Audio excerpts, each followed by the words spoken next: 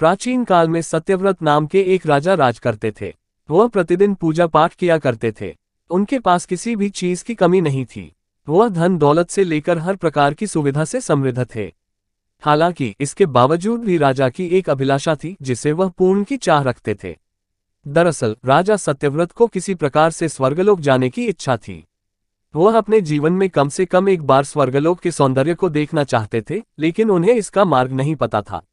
इधर दूसरी तरफ ऋषि विश्वामित्र अपनी तपस्या के लिए घर से बाहर निकले।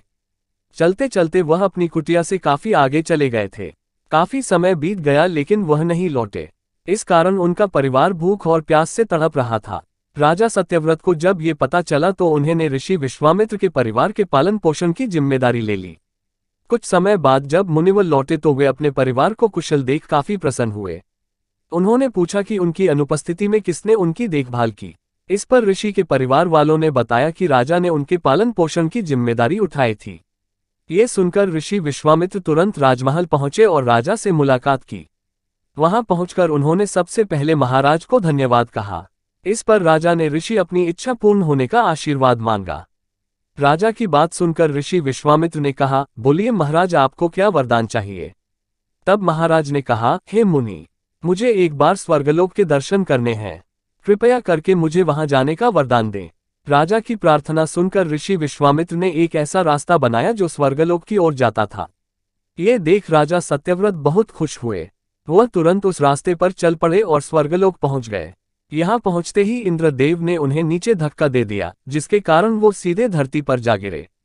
राजा ने सत्यव्रत ने तुरंत सारी घटना ऋषि विश्वामित्र बताई। राज की बात सुनकर ऋषि विश्वामित्र गुस्से से आग बबूला हो उठे।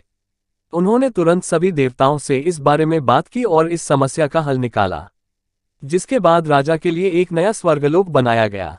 नए स्वर्गलोक को पृथ्वी और देवताओं के स्वर्गलोक के बीचों बीच स्थापित किया गया था ताकि किसी को परेशानी न हो। नए स्वर्गलोक से राजा सत्यव्रत तो बहुत खुश हुए, लेकिन विश्वामित्र को एक चिंता लगातार सता रही थी। उन्हें डर था कि नया स्वर्गलोक कहीं जोरदार हवा के कारण गिर न पड़े। अगर ऐसा होगा तो राजा सत्यव्रत दोबारा से धरती पर जा गिरेंगे। काफी सोच विचार के बाद ऋषि विश्वामित्र को एक उपाय सूझा। उन्होंने नए स्वर्गलोक के नीचे एक बहुत लंबा खंभा लगा दिया ताकि उसे सहारा मिल सके। ऐसी मान्यता है कि नए स्वर्गलोक के नीचे लगाया गया खंभा एक विशाल पेड़ के तने के रूप में बदल गया। यही नहीं, कुछ समय पश्चात जब राजा सत्यव्रत की मृत्यु हुई तो उनका सिर एक फल में तब्दील हो गया। सभी से इस खंभे को नारियल का पेड़ कहा जाने लगा, जबकि राजा का सिर नारियल के रूप में जाना गया।